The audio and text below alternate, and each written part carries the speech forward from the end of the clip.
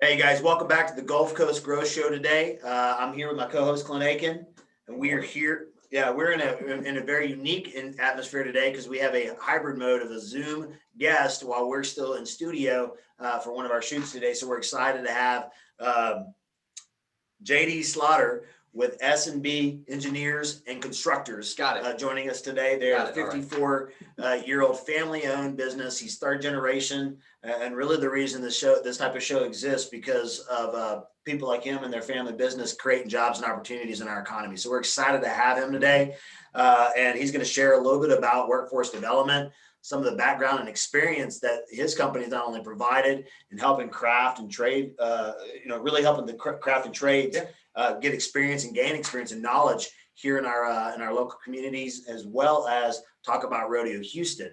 And so there's kind of all those things work in conjunction. I think a lot of people think of the rodeo and they think of like turkey wings and funnel cakes and all great things. Horses. Yeah. And my dad had a grand champion several, about 30 years ago or 40 years ago. And so it's cool to have that concept, but we don't realize all the work that's really going on behind the scenes to raise money to help support jobs, opportunities, development, things that are taking place in the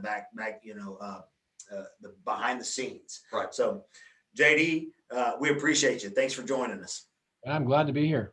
I'm glad to be able to talk about tell our audience a little bit about your story, a little bit about the background of the company. Sure. Yeah. So my grandfather, James Slaughter Sr., and his partner, business partner, Dr. Bill Brookshire, founded the company in 1967. And so I'm the third generation president of S&B, family of companies, and which includes engineers and constructors. My partner in crime in this business is Brooke Brookshire, and we're industrial EPC contractor. We've been doing this for a long time, and workforce development and safety are two really just priorities for our organization. And we've been working on the safety journey and the workforce development journey since the 80s. So it's a long time of progress and learning. So I'm happy to be here and to talk about what we've been doing recently, and I think it's exciting for our industry. Starting in the 1980s, y'all are kind of innovating the workforce development idea at that point, right? I mean, the safety in the 80s was, a 4.0 TRIR was considered good, right? And my father had really started the zero injury push back in the 80s. Of course, CII in I think it was 1990 produced the zero injury report as a best practice. But along with that was workforce development, because back then, as now, there was talk about how the craft skills in the workforce have been degrading over time, and what we can do about that. And back then it was the Wheels of Learning series that multiple contractors poured into, sharing their capabilities and practices to culminate to a best practice that eventually progressed to become what is today NCCER. And there was a push toward craftsmen being certified through those modules and that learning. And so what we've gone to today is really, you have a craftsman in the field that might be a journeyman on paper, but they've never had passed a performance verification step. So 10 years ago or so, we really started pushing that physical hands-on portion of the work. And 20 years ago, my father decreed, when he was president of the company, that anybody who comes and works for S&B should be provided skills upgrading training. I don't care if they're a journeyman pipe fitter and they want to learn to be an electrician, we're going to provide it. And so we had to learn how to not only provide skills upgrade training to our workforce competently, but competitively as well, because we're competing in a marketplace where people weren't training and competing for work. So that's really been a long journey of how to do it effectively, where there's results shown for the work we're doing, and people are actually progressing through the crafts based on that training. I think, last 2019, we had trained over 1,000 workers, physical hands-on training, and that's welding, pipe fitting, electrical, millwright, rigger, I mean, everything. And so it was a milestone for us. Now, I'm not talking just safety training, physical hands-on skills upgrade training. So, so yeah, it's been a journey. We've learned a ton and we're still learning. For our audience that's, not necessarily actively involved at the, I always use the term behind the gates or in the construction side of things. I think we lose sight of just how critical safety is. Everybody talks about if you do hear of something in the news or out, publicized, it's always the bad thing. They never, it's not like when y'all release phenomenal safety ratings, or when I'm over at the Association of Builders and Contractors or in this organization and they're sharing all these wonderful, phenomenal results. They don't make the front page news.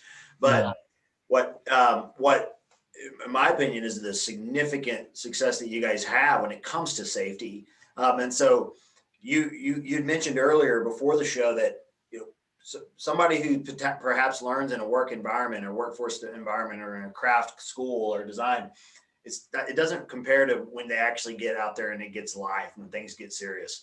And so I know that's a completely different environment. So you guys are kind of creating that hybrid, right? Where we're able to learn on the job.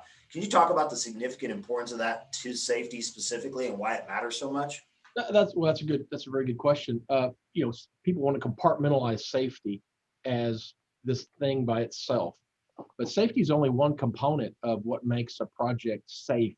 The safety programs, safety initiatives, and we have a lot of those, are important, but they're only one input into the overall ecosystem of a job site. Craft skills capability is a huge one.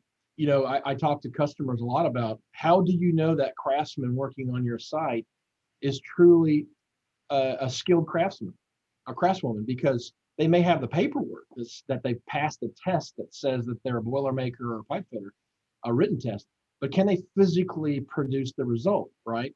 You're not going to go get on an airplane with a pilot that just passed a written test on how to fly the airplane and land it, right? You want to have that person, or you're not going to buy furniture from someone who just has a theoretical knowledge of it. So how, what is their physical capability? And with Petrochem Works, we developed are in the middle of developing and continue to develop a set of criteria for performance verification of a craftsperson's skill set. And I think that's important. There's a high failure rate for people who may have been working at a journeyman level, but when they come out to a job site and you give them a performance test, I think the failure rate's over 50% or 60%. So you have a lot of people working in the craft ranks who are really overemployed. They're underqualified to do that work. And so I think that's a whole shift in the industry, is going from, do they have their written certification, to can they perform the actual work and have a performance verification step. And so with Petrochem Works and the contractors who are involved with that with us, we've mapped out what physical performance verification requirements are there per craft level. If you take a person and you put them on a job site, they will get some intrinsic knowledge and learning in their craft, but actually physically training them is a whole different ball game, rather than them just absorbing it through osmosis of being on the site. And I tell you, one thing we've learned also is there's a lot more to it than just the physical hands-on learning. The industrial construction site is a very complicated ecosystem. There's a lot of things going on, and there's a lot of expectations for performance that are even over and above physical craft performance. So in our workforce development world, we're not just training them on the, how to do the work, but how to survive in that ecosystem, the expectations and requirements. And we're trying to find the weak points in that person's, career path that might keep them from success, even if it's not the physical hands-on training. So it's a very nuanced, complicated process, and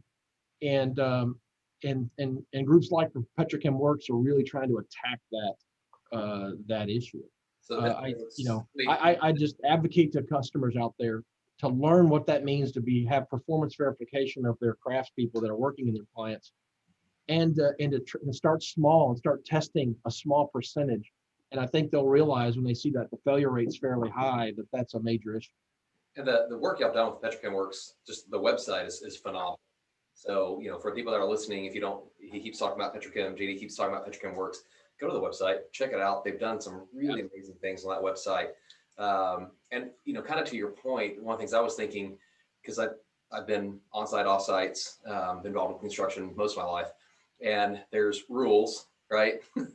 There's codes that you have to do, and then there's guidelines.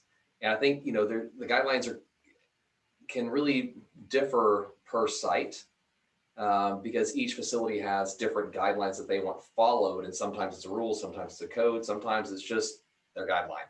And so having people there that can actually help you through recognizing, hey, that doesn't, at this facility, that doesn't go there, because that's just one of their guidelines. Don't put that there. Make sure you put it over here.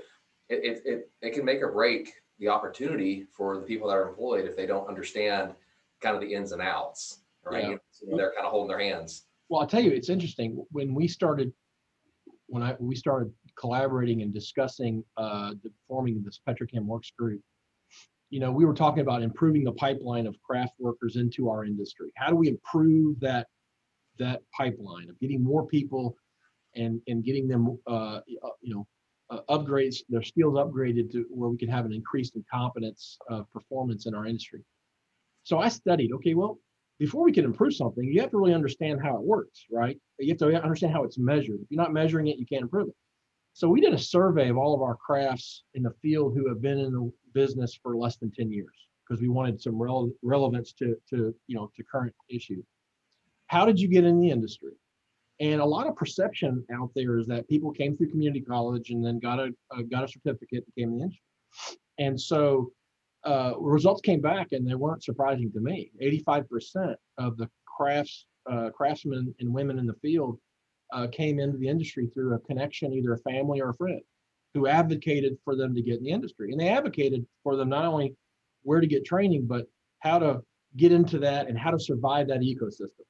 So if you're a population that's not represented greatly in our industry, or if you're wanting to get in the industry and you have nobody that can help you navigate, then you're that 15%. You have a low probability of being able to get in the industry, which is unfortunate. So Houston, the Greater Houston Partnership, and through its upskill effort, actually asked contractors to replicate that survey. We got thousands of results, and they're all the same, 85% or so. So how do we target the people that are not in the industry and advocate them to come in? Well, we had a program we started called the NEAT program, New Entrance Accelerated Training. And we'd hire people, that were not involved in the industry and put them through training. And we had about a 20% success rate. They were dropping out like flies. So we really didn't understand it. Well, what that culminated to, we had another program that we started in Port Arthur in 2007, where we were focusing on bringing women into the industry. Back then, there was a construction boom going on, and you're the finance guy, so you'd appreciate this. We had to bring in travelers into that local area to meet the demand for craft labor. Well, my father at the time said, poverty rate in Port Arthur was very high. In fact, I think it is still the highest in Texas. Yeah, that's still unemployment rate. And there's a lot of local unemployed women, and women only made up at the time, I think, less than 1% of the skilled craft people on the job site. And so you have this population of 50% that we weren't being tapped into to bring in the industry. So he started a program with a local community group to recruit women in, hire them, then train them, and then put them on the job site. So we created this program and we graduated 55 women in the first cohort. Well, as you guys know, the market dropped off, the demand for workers bottomed at the time, and so we shelved that program. And then I think about 5 or 6 years ago, I met with a gentleman from the United Way and we started talking about restarting this program, and we did. And that was our first cohort since then of women in construction. So United Way and the Texas Workforce Commission and us, we joined forces to recruit and then hire and then train women as pipe fitters into the industry. And since then, we've trained over 100 women, and then we added veterans to do it. And the thing about it was teaching them the skill set of how to be a pipe fitter is half the battle. We were losing people in that original NEAT program because they weren't surviving. It wasn't that they were failing as pipe fitters, helpers. They were failing because they didn't understand the ecosystem of the job site. Mm. So Texas Workforce Commission and their partners like United Way would provide the soft skills training, financial coaching, interpersonal relationship training. They would help them with things like transportation, childcare, things like that. Things that as a business, I don't have that expertise. And then we would provide the technical coaching and the training. And then probably the most important part is a 16-week training. About a third of the way in, we would start rotating the class to the job site. So they would work a week on the job site, physically getting hands-on training with a mentor who's a foreman on the job site. And then the other week they would come into our training facility in Baytown, and then we would switch back and forth. So half the class would go 1 week, half the class. And the education they got from just physically being on the job site acclimated them to the demands of a very complicated ecosystem that is a job site. So when they graduate, our success rate went from 20% to over 80%. Wow. So, that's why I advocate you can't just throw somebody into training Right. and think it's going to be good. And you definitely can't take someone off the street and give them training and then expect them to be able to survive in our business. That earn while you learn program where you're partly on site and you have a support structure that like the Texas Workforce Commission partners can provide, to me that was the ultimate recipe for success in that program. And so JD, real quick, I want to ask you a question with the program. If I'm a contractor or I'm looking to grow my workforce or be actively involved in that, I mean, is that something? Is it the Texas Workforce Commission that you reach out to kind of glean that support, or do you work with Petrochem Works specifically? Where do I go if I'm multiple things or I need trade people and I'm trying to get them involved with these types of programs? Yeah, so you can contact me, of course. Dorian Cockrell with the Texas Workforce Commission is also a person you can contact about it. But that prototype of a program we developed is what we ended up going to the Texas Public Policy Foundation with. They ended up helping sponsor a bill through state legislature this previous session, and that's what culminated in the law. And right now it's in rules making.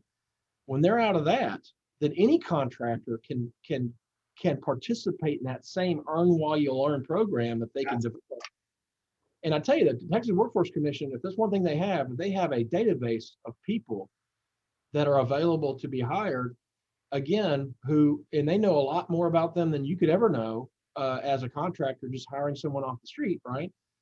So keep an eye out for that. But again, welcome to contact me, Dorian Cockrell, and we can walk you through it.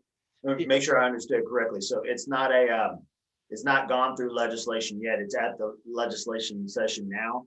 No. It was passed into law. Okay. Okay. So it is passed. Yeah. Governor Abbott came to our training facility in Baytown and signed it into law. Right. So, yeah, it's ready to go as soon as they're done with their rules making. But they're, the governor told us the other day that it's going to be funded. So there's going to be money available. I've been getting calls from not just contractors, but some owners saying, how do I get involved in that? And, so I'm ongoing. But that's what led that philosophy around workforce development is what really culminated into this industrial craft competition. My business partner, Brooke, was meeting with a vice president of the rodeo, Archie Thompson. And they were talking about how do we support students who aren't going to be going to college. The rodeo is a big scholarship program, right? They send millions of dollars to these colleges through these students. But they were really interested in growing their career and technical education side of a scholarship program.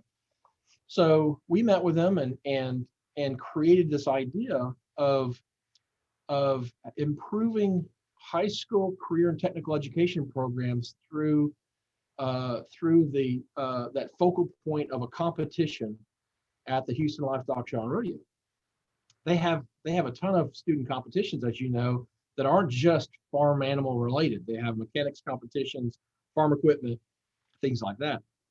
So we came up with the idea of creating an industrial project that we have volunteers, and I'm a volunteer of the rodeo as well, that would develop the scope, design it, and then produce industry quality drawings and specifications, as you would see on a job site, for a project. And then we got parts, and we did the procurement process and ordered a bunch of parts and pieces. And then we had at I think the inaugural program, we had 7 high schools participate. Wow. So the idea is, they all have career and technical education programs, but they don't have an industrial standard on the back end of this is what we expect in industry. So the competition is that focal point. This is what we expect in industry. And we're going to expose these students to drawing specifications, safety. We have a safety mentor assigned to high schools, and we have a craft mentor assigned to high schools. And we did shop inspections. We found issues they had to improve upon to make it an industrial quality safety shop. And then it culminated with last year, 7 schools finishing the project. Of course, the rodeo got canceled, so we ended up having to do the competition later at one of our facilities. But 2021 is underway. I've got, I think it's 14 schools participating this year. Wow. 2022, the scoping and design is underway. In our world, we do EPC, right? So you start with scope, design, procure, construct. The construct part is the shop at the high school. So we're scoping and developing drawings for 2022 already, and getting commitments from high schools. So to make sure I understand the dynamics. So while the rodeo and what people think about the big stuff is not necessarily taking place, all this great stuff is still happening. Absolutely. Yeah. So that's phenomenal when we think about what that really means, because what every seed planted at one of those events is a future job opportunity person who's going into our community, bringing value to the community. Right? Absolutely. They're an advocate for what they do. They love it. They're compassionate about it. I always think of, I naturally associate with the livestock part, because that's always been the deal. You come out and you see the horse. No, he doesn't. No, he associates with the barbecue cook-off. Yeah. Okay, if I'm being honest, I probably associate with the barbecue cook-off probably more. But well, it's funny because the first competition we did when we were deciding, well, at first when we met with them, I think it was like April. What was it? 2020 was last year, so April of 19, and they said we love the concept. Let's target 2021, and we said absolutely not. We're going to be ready to go by 2020. So we had to recruit schools, assess their programs, find the deficiencies in their programs, and provide equipment and tools that they didn't have. Find mentors, safety proctors, specify a project, get the drawings prepared, order the materials, and have them delivered by the end of August of 19, so they can compete in March of 2020 and do the project. Wow. So, and they were saying, well, you need probably more time. Let's focus on 2021. I said, nope, we're going to do it in 2020. And we did. Now, obviously the pandemic shut down the rodeo. We didn't shut down the competition. And again, 2021 is underway, and they're in the fabrication process now at those schools. But again, the idea, the normal scholarship program of the rodeo was give students scholarships to go to college with. This is assess high school programs, improve them through mentorship by the mentors and the safety proctors, providing them with the curriculum and the pedagogy to provide that instruction and the equipment and tools they would need if they're deficient, and give them that focus point of what good looks like and what the expectations of our industry are. And I tell you that just in the first year, the transformation was phenomenal. And I had instructors telling us that we had no idea.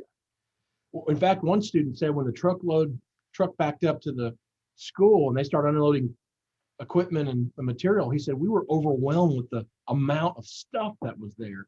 And they thought there's no way we can get this built. And they were able to do it because we provided the training, and that every school had a project controls person who did a schedule and had to learn how to do scheduling and progressing. Every school had a safety mentor, a safety captain who had to do shop safety inspections, and they had to start off every day with the JSA. It was transforming their culture in their school. We had some schools, they weren't even wearing hard hats or safety glasses until we showed up. And so it was transformational. And so the concept is not college money to a kid to go to college.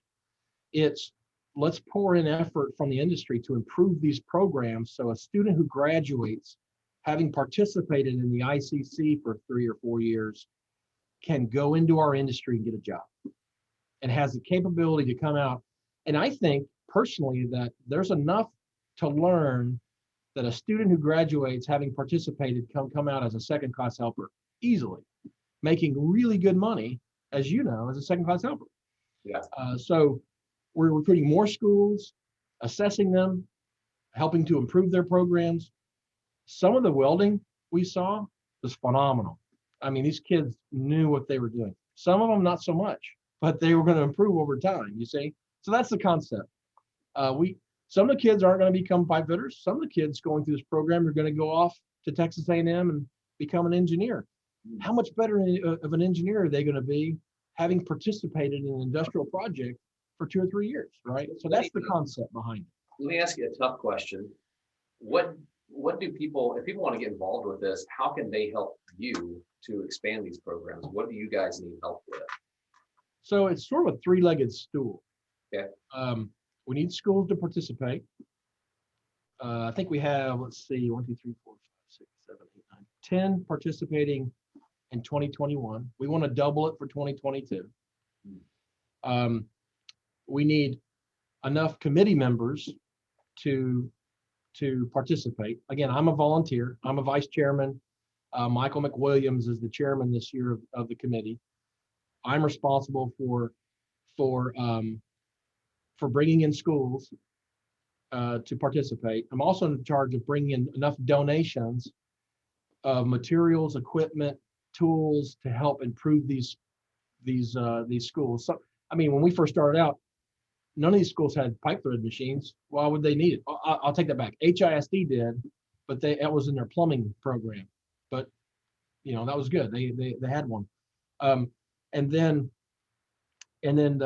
it's schools, it's committee members, because each school has to have a mentor that knows about craft training, enough about craft training to be able to help them with, again, you're not instructing the students. The instructors at the school are. You're helping mentor the instructor on how to read drawings and how to implement the training. And then we need, again, donations for materials, equipment, prize money to go toward facilitating all that, for, safety awards and things like that. So it's, the first year we had 7, this year we had 10. It was 15 because of COVID, it backed down. I want to hit 20 next year or 25. I'll tell you another advantage of this is we've gotten ALEAF and HISD. We have schools that they don't necessarily have FFA programs, but they had career technical education programs.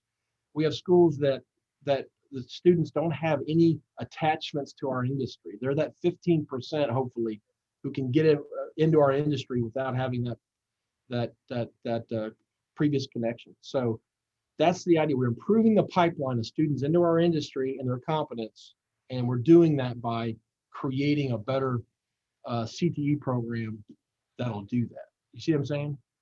So as we get ready to wrap up, I want to, if you know, I'll give you one more minute after I'm done real quick to wrap up with anything that we potentially missed, JD. But the one thing that really stands out that we always talk about, especially in this community, the greater Houston area, and those especially in the industry, is the collaborative efforts that are made to create opportunities. And business owners like yourself, third generation, they're all over the city. And these are people that are running companies, doing jobs, have tons of things on their plate. And then you get all the way down to just the average individual who's working day in and day out.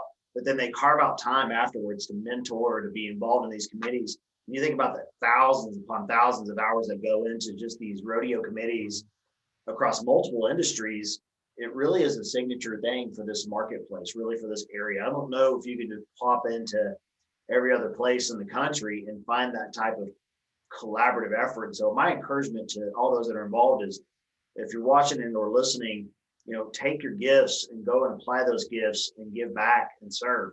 Again, don't be part of an organization and not be involved, but be a difference maker. Because guys like JD, all the way across a number of organizations and folks we've had on the show, they give back. They're running their companies, and there's probably calls after hours, weekend hours, all of this work that goes into putting these things on and making it happen. But it's there to impact and change lives of this next generation. And Absolutely. I tell you, generation is what's going to create the next company, and the next company is going to create the next 9,000 jobs. That's what we're. Absolutely, yeah. And I'm appreciative. I mean, there's so many of my competitors who we compete out in the industry who are very supportive of this and have provided money for materials, and we have volunteers from those companies working on the committee to help facilitate all this. And this is all the names of the industrial contractors, owners, suppliers who are just getting on board with this, and it's great. I mean, think about even project controls. If someone came up to you and said, I want to be in project controls, what school do I go to do that? You'd be hard pressed to name one. Right. Well, here we are with this ICC, is we're creating little project controls incubators in every one of these high schools. Wow. And the gentleman who's running that with ITC, his business, he's helping to take his gifts of how to do project controls to the committee to all of these schools. So these kids come out having scheduled and progressed and done, things like that, which you can't find out there in the marketplace with an industrial expectation and specification on the back end. So, I thank all my other volunteers, who I am one, and I'm really excited about this, and it's growing. I look forward to it. And yeah, the rodeo itself has been canceled, but this project is still underway. We may not host the competition on the NRG site, but it will be off-site somewhere. We're definitely still going to go through with this, and the schools they're underway and they're running. So, love it.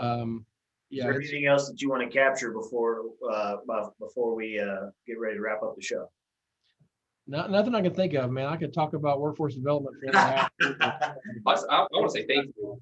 I just want to say thank you for your passion. I appreciate that. I really do. Passion for creating safety, passion for we both have daughters, so helping women get in the industry. Your passion for just your time is valuable. You run a pretty good sized company, right? And being willing to take some of your valuable time and put it into these programs is just amazing. So thank you for doing that. Thank you for coming. Well, it's great having a business partner who thinks alike as I do. So being able to do these things and together, we're both interested in really improving the industry. And so this is one. So check out Petrochem Works, find out about its performance verification process and what we're developing. Check out the ICC, see how you can get involved in either physically through volunteering or financially to help these schools improve their programs. If you know of a school that's not involved, go find their CT director and have a nice conversation about why they should get involved. But thank you for the time and being able to share about it. So JD, we were able to get a hold of you through LinkedIn. And so I think if anybody's interested, it's great to see a business owner actively involved and still being a face presence for his organization. So I know I'm assuming if someone wanted to reach out and gain some information or glean some more info on this, you mentioned reaching out to you. Is LinkedIn a good? Yeah, platform? absolutely. It's great. Yeah, absolutely. That's perfect. Okay, Yeah, because I perfect. can direct them exactly where they need to go, and which volunteer they need to talk to about what service. The I think the committee's probably gotten to 70 or 80 strong right now. We're going to continue to grow, but yeah, that'd be great. So for our audience, as always, we would encourage you, if you tuned in to listen to JD, to support him and their organization and the work that they're doing, please, let's continue to pass this show on. Give this to a school district that needs to hear more about it. Give it to some companies or organizations that are looking to improve their workforce, but don't let it be silent. That's the purpose of this. There's so much great work going on. And we want to continue to educate individuals as we're advocates for the industry and for job creation, workforce development, everything that we need here across the great Gulf Coast. So again, thanks to JD, thanks to my co-host Clint Aiken, and of course our audience. You can reach out to us via LinkedIn, and you can always subscribe to our shows. Go to the Houston Economic Alliance Port Region's website. There's a subscription button there, and you can tune into any of our shows on any channel. So we look forward to seeing you guys next week. Have a great day. Thanks, JD. Appreciate it. No problem.